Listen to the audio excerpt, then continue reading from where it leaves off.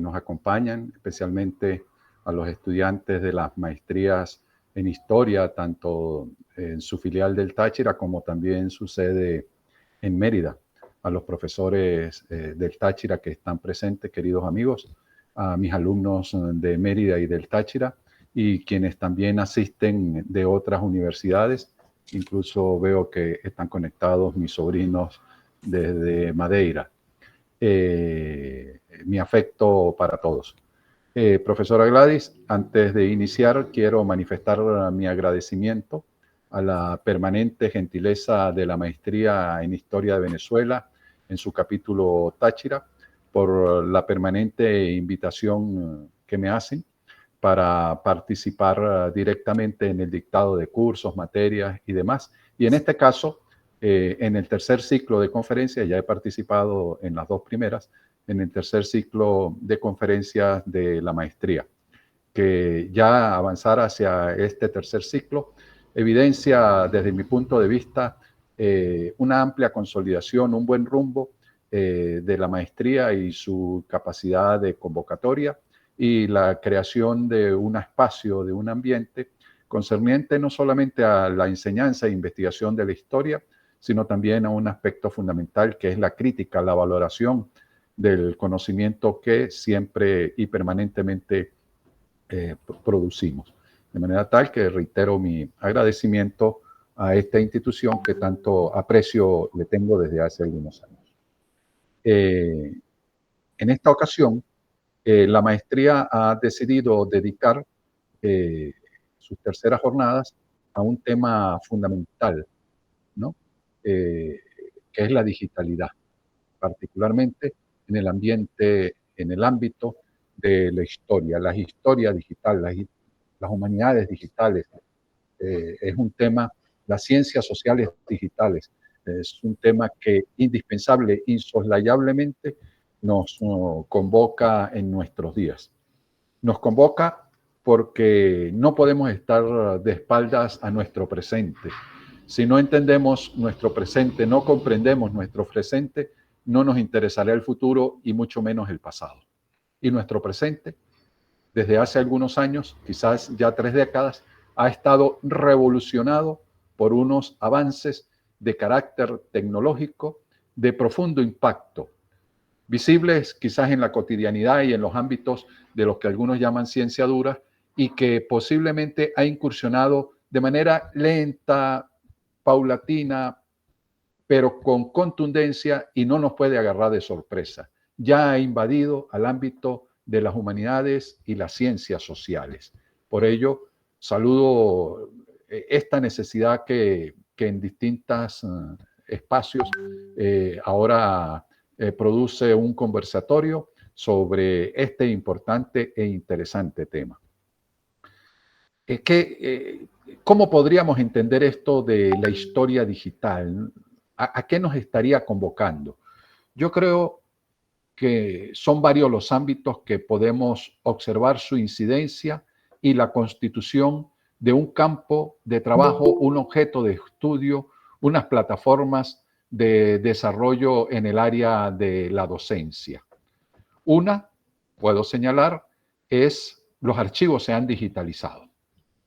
Por supuesto, es algo que marcha por la inmensidad de muchos de ellos, que marcha a unos pasos todavía modestos, pero no obstante ya tenemos cantidad de archivos que podemos acudir en red a ellos. Es decir, no necesitamos, como antes, trasladarnos a distintos espacios para consultar, y ahora la digitalidad nos permite acceder a múltiples archivos, los más conocidos, los archivos nacionales, municipales, los archivos coloniales, están en ese proceso. Podemos aproximarnos y acercarnos a ellos. Pero también múltiples archivos, desde los personales, por ejemplo, ya empiezan a estar en la web, o archivos temáticos que comunidades científicas van paulatinamente constituyendo. Por ejemplo, desde el punto de vista de las ideologías, hay archivos sobre el pensamiento marxista ya variadísimos que tienen repositorios documentales fantásticos, y no solamente documentales, sino también bibliográficos y hemerográficos. De manera tal que pienso que el primer ámbito en el que ha impactado la digitalidad es la posibilidad de el resguardo de las fuentes, la difusión de las fuentes y la constitución de nuevos archivos, archivos de carácter tradicional, archivos que se van constituyendo por intereses de comunidades científicas, archivos personales, archivos comunitarios, ¿no? Y de lo que uno menos imagina empieza a encontrar archivos orales hoy día también, por ejemplo, ¿no? Además, la digitalidad de poner a disposición fuentes, ella misma es un ámbito de consulta, es decir, acudimos a la web para preguntar y dirigirnos a libros, a textos, a enciclopedias, etcétera. Eso ha impactado también de manera importante, porque en términos inmediatos, instantáneos, podemos acceder a información y también a conjunto de colecciones, además de interactuar incluso con otros académicos relacionados con nosotros. En los sitios web menos insospechados tenemos personas, especialistas y fuentes a las que podemos acudir, contactar, intercambiar. Por otra parte, también creo que la digitalidad en nuestros ámbitos de las humanidades ha impactado en el sentido de las redes sociales, en el sentido de comunicación. Ahora tenemos un impacto a través de Instagram, de TikTok, de Facebook, de YouTube y otras, Telegram, de poder comunicarnos, manifestarnos, guardar espacios para la discusión. Hoy estamos en uno de ellos, ¿no? Google Meet, es un espacio de comunicación, de intercambio, de presencia virtual desde distintos espacios, bien simultáneamente, bien sincrónicamente, porque nos vemos hoy, o bien porque una vez grabada queda hacia un futuro y se continúa viendo. Y allí de inmediato ya constituye un documento. Es decir, en la medida de un futuro próximo, que es el siguiente, el de minutos, horas, y queda grabada la comunicación, y esta comunicación empieza a ser consultada, ya empieza a ser un texto, una fuente de consulta, una fuente de acercamiento, un nuevo documento, de manera tal que en eso de una vez entendemos que se trata de unos contextos enormes, como nunca antes habíamos tenido, ¿no? Antes los archivos estaban destinados por regiones, por problemas, etcétera, y acudíamos a su sede. Hoy los archivos digitales son enormes, tantos que algunos los identifican como unas selvas en las que nos podemos perder. Aparte de lo dicho, también, y ya me ha antecedido la profesora Carolina con el dictado de su conferencia en inteligencia artificial, ¿no? La digitalidad y todas las nuevas tecnologías impactan porque son herramientas que ayudan en la construcción de la investigación, en la exposición de la investigación y sobre todo a lo que mucha gente le teme hoy, al discurso ya académico elaborado también en sus distintos ámbitos, desde los primeros grados de la enseñanza hasta enseñanza universitaria, ya se puede construir discursos con estas herramientas de carácter digital.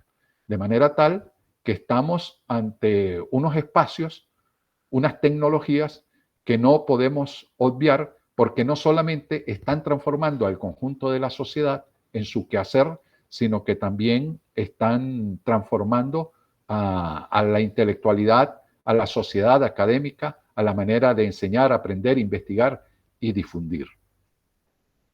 En nuestro caso, hoy voy a aproximarme a una de estas herramientas de las redes y plataformas de comunicación social.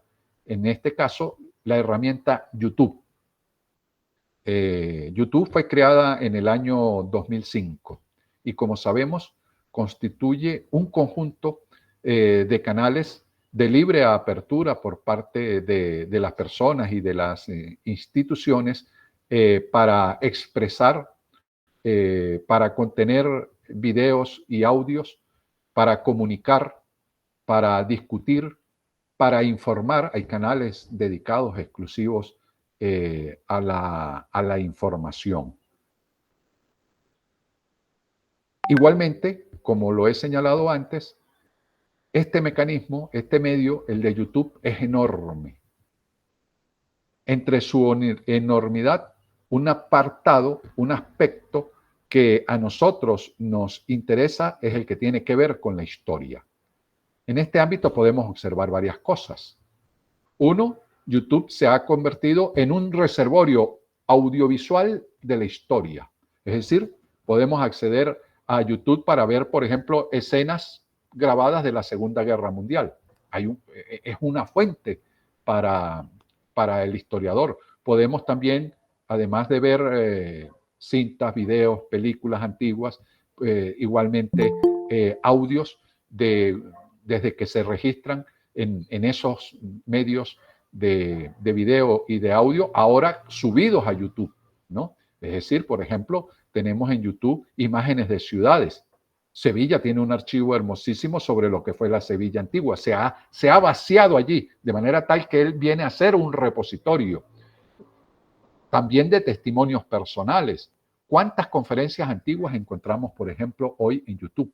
De presidentes importantes, de hechos importantes, vaciadas ya en ese ámbito, en esa plataforma importantísima. De manera tal que en uno de los aspectos de la historia podemos considerar que YouTube es un repositorio audiovisual importantísimo al que podemos acceder en búsqueda de información.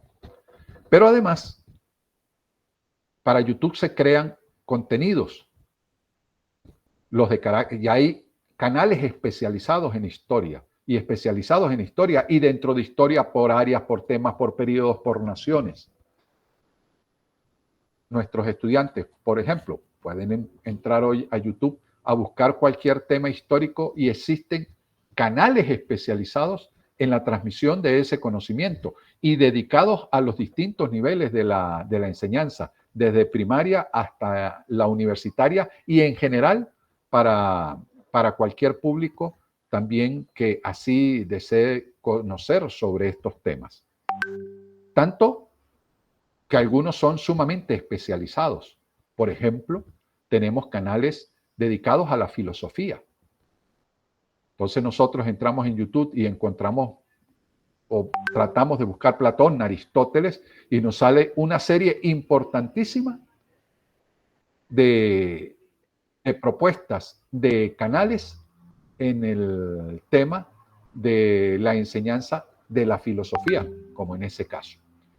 En algún momento he dicho que es tan enorme que pudiera parecer una selva. Y eso es lo que procuro hoy día, tratar de exponer cómo con un tema específico vamos a procurar movernos en esa selva, en ese bosque inmenso que se llama YouTube, que es tan variado, complejo, minucioso, extraordinario para la investigación, pero también falso, ¿no? Es decir, contiene desde la academia más importante hasta la nimiedad o la falsedad también que puede colar, que puede pasar como elemento verdadero e importante.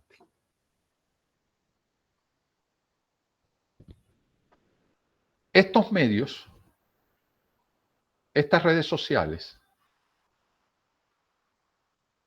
desde hace poco han empezado a ser analizadas por algunos investigadores. En nuestro campo que nos convoca hoy, por historiadores.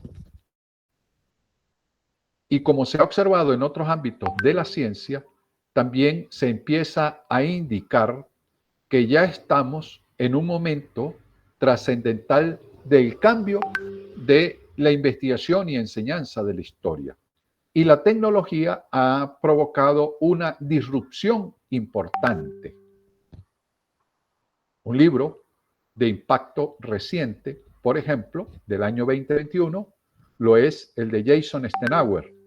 Se encuentra en las redes en numerosas conferencias sobre él. Todavía el libro, hasta donde sé, no ha sido traducido del inglés al español, pero hay numerosas conferencias de este autor en, en las redes y son bastante explícitas y bastante detalladas también del contenido del libro. Y me parece que con mayor puntualidad ha precisado la disrupción, la quiebra, el rompimiento que representan estas redes sociales en relación a cómo hoy en día podemos entrar y a investigar en historia. Esto está muy relacionado con lo que fue su tesis de grado y especialmente cuando empieza a hacer tesis de grado doctoral y especialmente cuando empieza a hacer un conjunto de encuestas y observa y concibe que, entre otras cosas, los estudiantes universitarios no se aproximan al conocimiento de la historia a través del libro, se aproximan al conocimiento de la historia a través fundamentalmente de digitalidad. Entonces empieza a reflexionar sobre el significado que esto está teniendo, ¿no?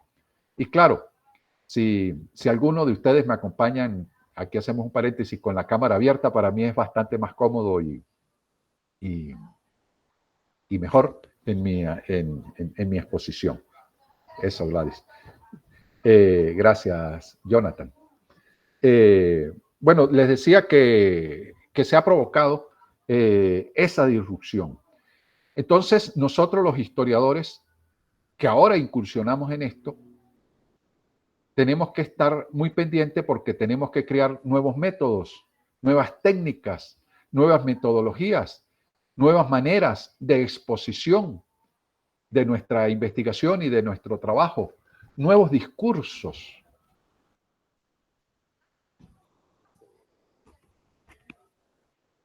Entre otras cosas, por ejemplo, tenemos que empezar en movernos en un campo tan amplio a discernir sobre la fuente que estamos tratando de buscar para enseñar o para investigar en historia. En nuestro caso, hoy propongo una fuente que nos permite la investigación, porque creemos que hay un área de asuntos audiovisuales en la que se está exponiendo un tema que es de nuestro interés, que se relaciona directamente con nuestra contemporaneidad, pero que no es nada novedoso. Se ha venido exponiendo desde tiempos antiguos en función de la relación que España ha tenido primero con sus dominios, con sus colonias en América y posteriormente a la independencia ha continuado ello hasta nuestros días.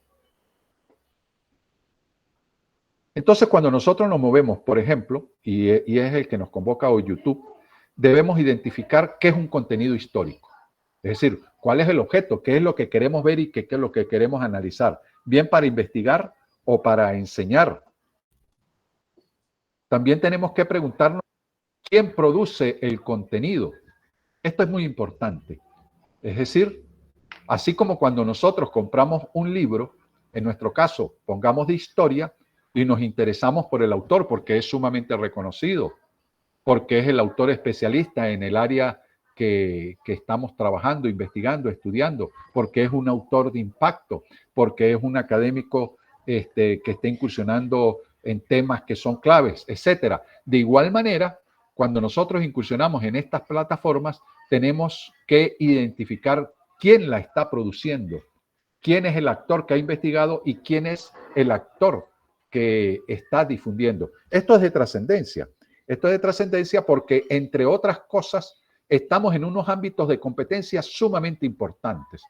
Vamos a evidenciarlo en un escenario que es muy evidente, ¿no? El periodismo. Es decir, el periodismo científico, el periodismo profesional, hoy día se ve en competencia por la difusión de los medios, por la capacidad de la fotografía, por la presencia de la persona, por tener los instrumentos y la capacidad de comunicación, se ve en competencia en su ejercicio con un mundo amplísimo de personas y una diversidad de personas. Igualmente nos pasa a nosotros. Es decir, tenemos que tratar de, así como nosotros hacemos crítica historiográfica, llamemos en este momento y solamente para entendernos tradicional, es decir, identificamos al autor, sabemos cómo procede, cuáles son sus herramientas, sus teorías, sus epistemologías puestas en la investigación, igualmente debemos hacerlo en las redes. Es decir, quién está produciendo en determinado momento el producto que nos está mostrando, en este caso, en el que vamos a plantear hoy en YouTube. Señala Jason Stenauer, por ejemplo, de quien ya he mencionado su actividad, que incursionar en las redes hay que entender que estamos en una nueva era de esta historia que es digital y que no la podemos apartar, poner de lado con aspectos de relevancia que tienen que ver con el mercado. Es decir, las fuentes, las plataformas, existen porque existe un consumidor potencial. Y en la medida que esos consumidores potenciales son relevantes y sobre todo son bastantes, esa plataforma tiene seguidores, tiene likes, tiene vistos buenos, incluso en función de eso llegan a monetizar. Y eso es, y nos lo advierte él, que hay que perder el miedo a que nuestro ámbito de conocimiento ya está estrictamente en el mercado y es el mercado el que va a colocar un valor de uso a nuestro conocimiento. Nuestro conocimiento nos señala, puede decir, intrínsecamente puede ser muy bueno, puede ser maravilloso, pero cuando estamos en las redes, por sí mismo no vale, vale por la capacidad de extenderse al conjunto, por la capacidad de ser visto, por la capacidad de ser criticado. Antes un autor publicaba un libro y no sabía realmente cuántas personas le habían leído. Sabían cuántos ejemplares habían vendido. Esos ejemplares podían estar en depósitos, en bibliotecas personales. Podían correr entre personas, pero no se enteraba la verdad cuántas personas podían haberle leído. Sabemos de cuántas ediciones y cuántos ejemplares. Hoy día, instantáneamente en las redes se sabe cuántos vistos tiene, cuántas consultas, ¿no? Si ha monetizado el canal, si eso ha conducido a una profusión que se ha viralizado, ¿no? Entonces, claro, nuestro producto y el producto también que analizamos audiovisuales tiene un valor, no solamente intrínseco por la calidad que queremos ver, que queremos puntualizar, sino también extrínsecamente. Y eso extrínseco lo da el mercado. En nuestro caso, la capacidad de gente que ve, opina, señala y viraliza lo que se está haciendo. Y por eso, quienes más éxito tienen en las redes, pues pueden monetizar de manera también importante y trascendente esos canales. No podemos estar al margen de eso.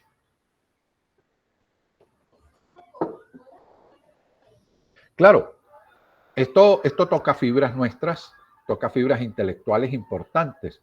¿Por qué? Porque cómo es que nuestro trabajo intelectual ahora de pronto se ve lanzado a un conjunto enorme dentro de las redes y tenemos que movernos comprendiendo cuestiones a las que a veces no estamos acostumbrados y que creemos en principio puede desmejorar nuestra calidad o digamos nuestro nivel intelectual.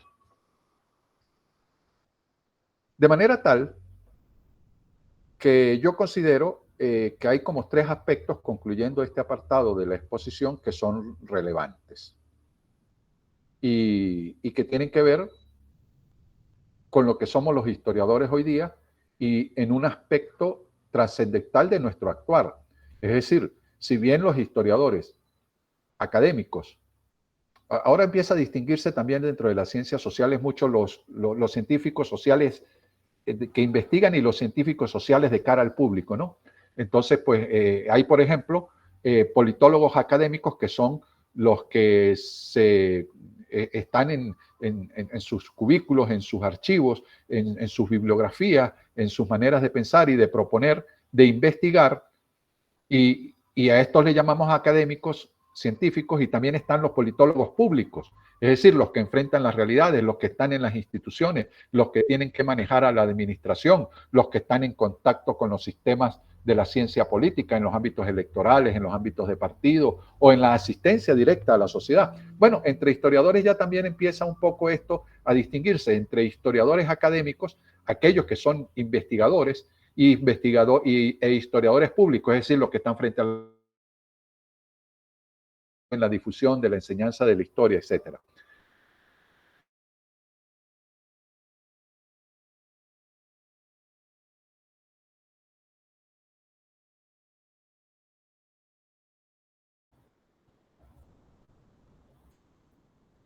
Breyen, se nos congeló el profesor Robinson.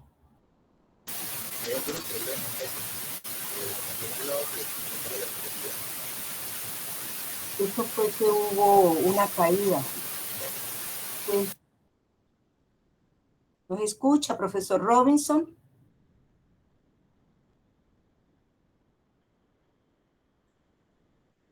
Sí, sí, porque debe ser que hubo un bajón o una caída, o específicamente en Mérida. En Mérida la situación está bastante problemática para comunicarse.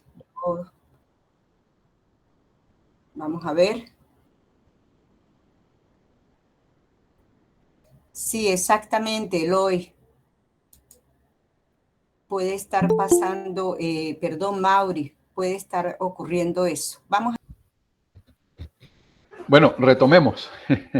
Estábamos en un ámbito en el que procuré explicar en su totalidad la importancia que tienen las plataformas digitales en nuestros días para la historia y había puntualizado en el tema principal del canal de YouTube lo que representaba para el historiador y sobre todo, antes de cortarse, de caerse la comunicación, estaba en la especificidad de cómo los historiadores no podemos estar al margen de estas redes sociales en el sentido de que indispensablemente conforman algo fundamental para desarrollarnos en un punto sin el cual no podemos entendernos, y es el de la función social del historiador.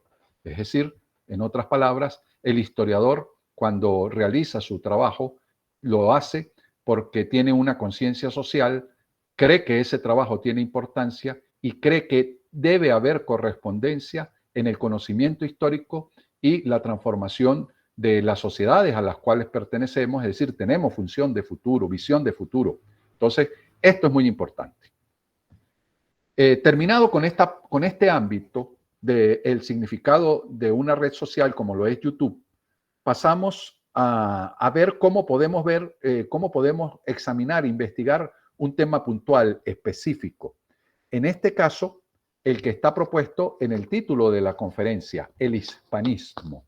El hispanismo. ¿A qué nos estamos refiriendo? Como ustedes seguramente habrán tenido contacto con la plataforma YouTube, en el ámbito de la historia es abundante el área, la temática del hispanismo.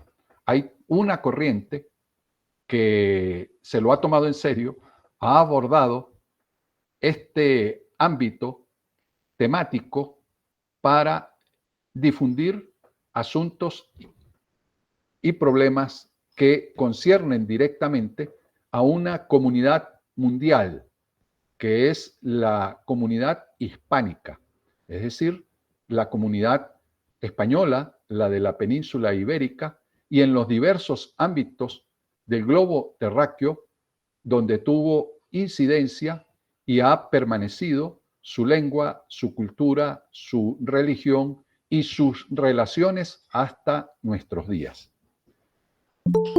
Se trata no de un tema nuevo, es de un tema que de antiguo ha estado vinculado en las relaciones, en nuestro caso, en el que queremos incidir, entre España y América. En ese sentido, se trata de un asunto de la contemporaneidad, porque a través de ese concepto, a través de esa temática, se busca proponer aspectos que conlleven a una nueva propuesta para España y para América en tiempos de la globalización.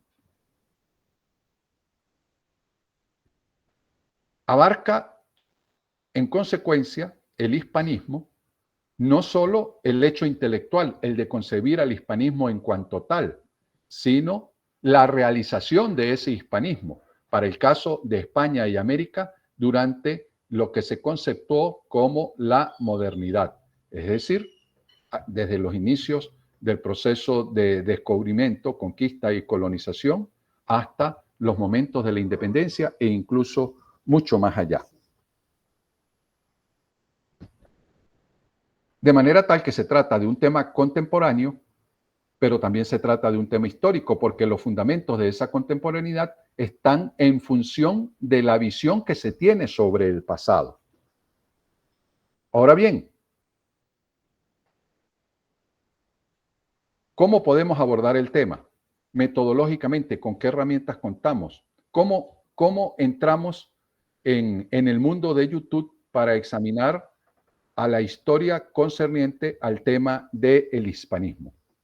Bueno, en primer lugar, habría que decir que historiográficamente, pues hay que abordar la evolución del problema y del concepto. Como algunos de ustedes saben, porque forman parte de las áreas docentes y de investigación de la historia, la hispanidad, la fuerza que ella adquiere es un asunto de finales del siglo XIX y principios del siglo XX. Intelectuales españoles y también americanos destacaron, resaltaron la importancia de concebir al hispanismo como un hecho fundamental de las relaciones entre España y América. Y lo centraron sobre todo en tres temas claves: la lengua, la religión y la cultura. Es decir, desde finales del siglo XV se había producido todo un proceso que había implantado una religión, una cultura y una lengua que tenían una potencia, que producían una identidad, el ser hispánico. Claro, esto cobraba fuerza a finales del siglo XIX y principios del siglo XX en España, porque desde 1898, para el caso español, pues se había presentado una decadencia importante de sus estructuras económicas y sociales, y entre otras se habían perdido sus últimas colonias en América, también en Asia, porque se contaba Filipinas, Cuba, Puerto Rico y Filipinas, y había conllevado a reflexiones importantes sobre cómo, digamos, sostener una España que pudiese presentarse ante ella misma, ante el mundo y ante Europa. Y uno de esos aspectos claves lo fue el hispanismo. Los mayores intelectuales españoles, iniciando por Miguel de Unamuno a principios del siglo XX, Ganivet, Zacarías de Vizcarra, Ramiro de Maeztu, proponen un conjunto de obras de intelectualidad relevante que conlleva a la verificación, al planteamiento de la relevancia del hispanismo. Claro, sabemos nosotros que desde finales del proceso independentista se había producido también en los distintos estados nacionales latinoamericanos toda una concepción ideológica que arremetía contra el imperio, porque se había hecho una guerra, la guerra de independencia, ¿no? Y arremeter contra el imperio era arremeter contra lo hispánico, contra lo fundante hispánico. Y se había desarrollado entonces todo un proceso que miraba la acción española en América en contradicción a lo que he dicho, como una acción de conquista, como una acción de devastación de las sociedades indígenas, como una relación de dominio económico para aprovecharse de sus recursos, etc. Lo cual permanecerá hasta nuestros días. Entre otras cosas, se había publicado un importante libro en 1914. Su autor, Julián Juderías, su título, La leyenda negra. Procuraba en este texto, en este libro, Julián Juderías, destacar cómo se había constituido en Europa un conjunto de visiones sobre España que demeritaban su acción histórica y que esa intelectualidad europea, francesa, austríaca, inglesa, contribuía a no comprender verdaderamente la trayectoria española, porque la identificaba con lo católico, con el no trabajo, con la acción depredadora, con la conquista de América, con la decadencia. Entonces observaba Julián Juderías en 1914 que se había constituido una leyenda negra sobre España. Esto tiene trascendencia también en América. Se publican varios libros sobre el tema. Muy importante, por ejemplo, es en la década de los 50, iniciándose, Ricardo Levene en 1951 publica un libro, Las Indias no fueron colonias. Las Indias no fueron colonias, ¿no? Como para oponerse a esa visión que digamos, no consideraba los aportes de España desde el propio inicio de lo que se llamó descubrimiento, y por el contrario quería ver siempre asuntos que conllevaban a una dominación de separación, de sojuzgamiento desde España hacia América. Bueno, ese tema es de mucha actualidad. Es de mucha actualidad y lo podrán ustedes ver en distintos canales de YouTube. Pero para comprenderlo hay que observar cómo él se basa también en toda una bibliografía reactualizada sobre lo que es el tema del hispanismo. Muy importante, fundante de esto, lo es un filósofo español, Gustavo Bueno. Gustavo Bueno Martínez, en 1898, dicta una conferencia al centenario. Fíjense que le he hablado de 1898, la pérdida de sus colonias en América y en Asia, 1998, el centenario de esos hechos, dicta una conferencia, un filósofo español de mucha trayectoria que ha fundado toda una escuela de pensamiento que se conoce hoy día como el materialismo filosófico, en el que aporta aspectos importantes que después vaciará en un libro. El libro se llama España frente a Europa. España frente a Europa. Gustavo Bueno Martínez. Es un libro en el cual se procura dar una visión importante del surgimiento de España desde el propio momento en que comienza el proceso de la reconquista, ¿no? Se empieza a identificar a España con la noción de imperio. El Estado, la nación española, surgiría a partir de su constitución como imperio.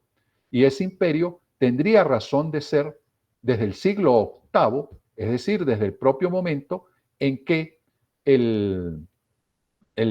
la sociedad española va recuperando diversos territorios que habían sido invadidos desde el norte de África por distintas sociedades vinculadas con el hecho del Islam.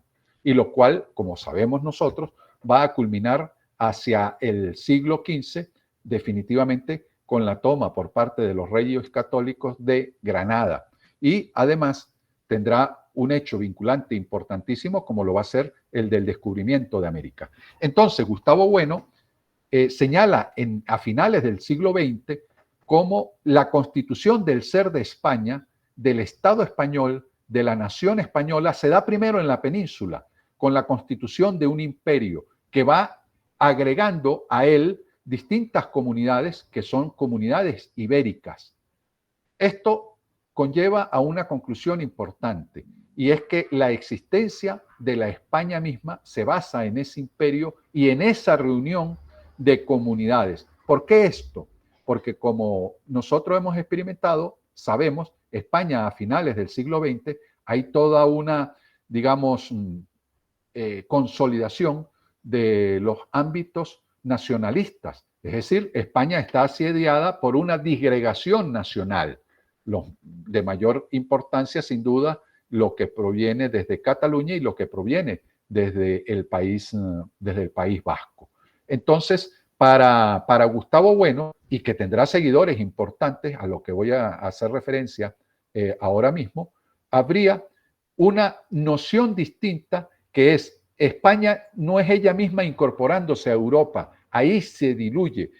España tiene que encontrarse consigo misma y se encuentra consigo misma sabiéndolo cómo ella ha sido de grande. Y España ha sido grande por la constitución de un imperio, que es el imperio hispánico, que además, agrega algo muy importante, tiene un carácter esencial ese imperio para la existencia del mismo. El carácter esencial es el carácter civilizatorio, el carácter religioso católico de la lengua y de la cultura española que logró extenderse por el mundo. Ese carácter civilizatorio, de acuerdo con Gustavo Bueno, sería la de un imperio generador, no como había ocurrido en algunas otras colonizaciones a partir del siglo XV, francesas, inglesas, incluso también portuguesas, que habían tenido un carácter depredador.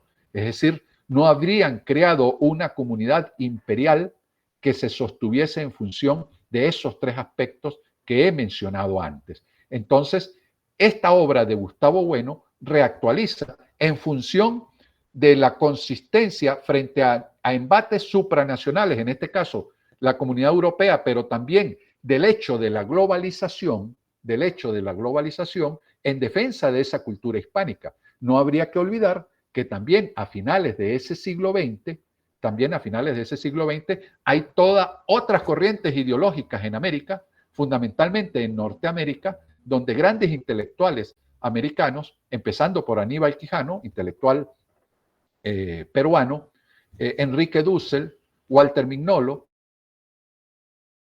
sobre todo el iniciador Aníbal Quijano, que ha trabajado con Wallerstein, que ha expuesto la teoría del sistema mundo y que empieza a incursionar, a apuntar que si bien las sociedades americanas habían obtenido su independencia política, aún permanecían bajo yugos imperiales por hechos económicos y sociales. Y comienza toda una reinterpretación que luego dará con lo que conocemos hoy como la teoría de la decolonialidad. De manera tal que si bien en un punto se estaba constituyendo una ideología de fortalecimiento del ámbito hispano, en otros mundos también se estaban constituyendo desde el punto de vista intelectual y se encuentran hoy fuertes críticas a la persistencia de ese hispanismo al que consideraba había avasallado culturas, no consideraba a los pueblos originarios de América, había impuesto un concepto prevaleciente hasta nuestros días de raza, con el cual llegaba a extenderse un dominio colonial hasta nuestros días. Así lo se señalaba desde la decolonialidad. Ahora bien, ambos mundos ideológicos, ambas líneas ideológicas se encuentran en YouTube. ¿De qué manera? Y esta es la investigación propiamente dicha. ¿De qué manera se encuentran allí? Bueno, además debería decir que, y porque he señalado a Julián Juderías, también en España, después de la obra de Gustavo Bueno, hay una incidencia a partir de un libro. Elvira Roca Barea publica un libro que se titula Hispanofobia, ¿no? Que es toda una actualización de lo que había sido la trayectoria de la leyenda negra contra España. Tiene un éxito editorial enorme, más de 40 ediciones, más de 200.000 ejemplares vendidos, ¿no? En los primeros tiempos. Y esto conlleva a la existencia y a la reedición de otros libros, bien para, digamos, anotarse en esa línea o para contraponerla. Por ejemplo, un libro muy popular, el de José Luis Villacañas, si el de Elvira Roca Baleas se titulaba Hispanofobia, el de Villacañas se titulaba Hispanofilia, es decir, lo contrario, ¿no? Cómo se había manipulado por determinadas corrientes historiográficas españolas determinados conceptos para imponer una noción de España a la que en ese momento y determinados grupos intelectuales pues no estaban de acuerdo. Bueno, ambas corrientes se encuentran en YouTube. Si nosotros acudimos a YouTube, hay canales ex profeso para explicar el tema que he querido señalar, ¿no? Algunos llevados por intelectuales, filósofos, sociólogos, historiadores importantes de España. Puedo señalar, por ejemplo, la más conocida de todas, los dos más conocidos quizás son Paloma Hernández y Santiago Armesilla. Tienen una cantidad importante de suscriptores, ¿no? No se olviden que hemos hablado de YouTube y los valores intrínsecos y extrínsecos de lo que nosotros hacemos, enseñamos, decimos e investigamos en estas nuevas redes sociales, ¿no? Pero no solamente algunos son canales personales, otros son canales de grupos sobre estos temas. Héroes de Cavito, Pax Hispánica, Brigada Antifraude. Lo encontrarán ustedes bajo estos conceptos de revalorización del hispanismo, como también se encontrarán canales en contrario, ¿no? Pero habría que decir que pulula todo un conjunto, lo cual no quiere decir que no tenga poco público. Creo que tiene muchísimo público. Pulula un público que observa y sigue a un conjunto de youtubers no tan formados como los que les he señalado, ¿no? Del otro ámbito, por ejemplo, en el que le he dicho de la decolonialidad, también en YouTube podemos seguir y les hablaba de lo importante del reservorio, hay autores importantísimos, por ejemplo, si buscamos Enrique Dussel o Walter Mignolo o Ramón Grofog, aparece ingentes cantidades de videos muy académicos de esa parte en los que se ponen los hechos y la visión sobre el hispanismo. ¿Cuáles son los temas en estos canales y de conflicto? ¿Cuáles son esos temas que están allí puestos sobre los que se discute mucho? Uno, la condición socioeconómica y político-administrativa de las Indias. Es decir, para el hispanismo, las Indias no fueron colonias. Ya he hablado algo de bibliografía sobre el tema, ¿no? Las Indias serían partes integrales de un imperio del español, en igualdad de condiciones como lo fueron los de la península ibérica.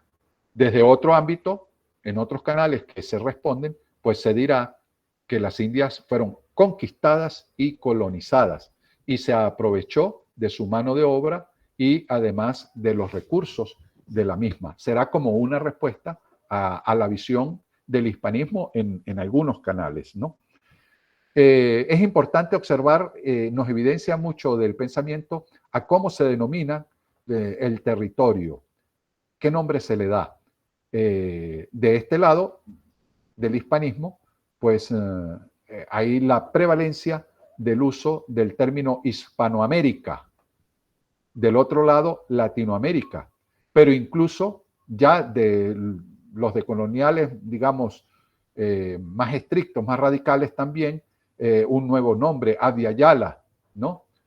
Hay una disputa por el nombre, no es cualquier cosa, porque para el ámbito hispano la denominación Latinoamérica no se corresponde porque es un hecho del siglo XIX, es un hecho con ideología imperial y es un hecho con incidencia intelectual de Francia. Entonces ahí esa disputa la podremos encontrar en los canales de YouTube. Frecuentemente la comparación entre los distintos sistemas de colonización, es decir, sobre todo inglés e hispano. En los canales del hispanismo se marca el hecho de la crueldad, de la no consideración del indígena por parte de la colonización inglesa. Y por el contrario, se señala allí que la sociedad indígena fue, digamos, incorporada a través de la lengua, del evangelio y demás. Claro, hay visiones también sobre la sociedad indígena. Para estos autores hispanos hay que quitarse alguna intelectualidad que plantea como idílica a esa sociedad indígena y empieza a plantear conflictos, ¿no? Por ejemplo, ustedes verán cómo brota un tema relevante para la concepción sobre las sociedades indígenas en frecuente críticas de lado y lado, como lo es el canibalismo indígena, ¿no? El canibalismo antes de la llegada del ámbito occidental. Es un tema que está allí siempre, siempre presente. Fray Bartolomé de las Casas también es un objeto de estudio recurrente. Para el hispanismo se trata del iniciador realmente de la leyenda negra porque en su libro Brevísima Destrucción de las Indias, pues se corrió tinta de manera exagerada sobre los males de los españoles en América. Del otro lado, del lado de la crítica a ese hispanismo en YouTube, igualmente hay canales importantes donde se coloca a Fray Bartolomé de las Casas, bueno, digamos como un defensor primero y extraordinario de esa sociedad indígena. sobre la independencia. Para el caso del ámbito de los canales que defienden al hispanismo, no se realizó una independencia, sino se realizó una secesión, una secesión. Es decir, la guerra sería el apartado de la pertenencia a un imperio, mientras que del otro lado se trataría de todo un conflicto ideológico por la superación de la dominación económica, política, administrativa y social sobre América. Bueno, podríamos seguir con una retahíla no corta, por cierto, de aspectos de controversia en los distintos canales de YouTube sobre el significado del hispanismo en América. Pero como entiendo que estoy en el tiempo justo, pues digamos que no voy a hacer una descripción total sobre eso, sino que de manera breve procuraré concluir. Bueno, en esta discusión, en esta conferencia, hemos tratado, de acuerdo a las iniciativas del tercer ciclo de conferencias, un ámbito de la digitalidad en la historia. Es el ámbito de la comunicación a través de una plataforma digital y red social como lo es YouTube. Hemos puesto su relevancia para el historiador, para comunicar su conocimiento, para acudir a él sobre cómo se discuten temas relevantes y no obviar que se trata además de un ámbito indispensable hoy día en la enseñanza de la historia, al cual no podemos darle la espalda, porque sin duda la sociedad mayoritariamente está en las redes y no está en los libros, de manera tal que no podemos nosotros dejar de estar atento a cómo se enseña, investiga y difunde la historia en las redes sociales. No es la única, por supuesto, pero hoy nos hemos dedicado a YouTube. Con esto termino mi intervención.